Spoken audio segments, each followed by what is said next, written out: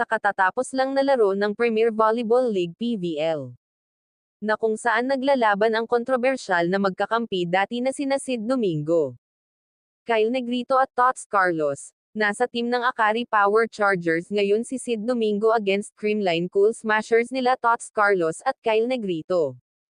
Naging maganda ang tapatan ng dalawang team na ito. Sa unang set ng laban ay nakuha ng Creamline Cool Smashers sa score na set 125-22. Sa second set naman ay bumawi sina Sid Domingo ng Akari Power Chargers sa score na set 225-21. Pagdating naman sa set 3 ay nakuha ng Creamline Cool Smashers sa score na set 325-22. At sa set 4 ay hindi na pinaporma pa nila Tots Carlos ng Creamline Cool Smashers ang Akari Power Chargers at kinuha ang panalo sa score na 25-19. Kaya sa huli panalo ang Creamline Cool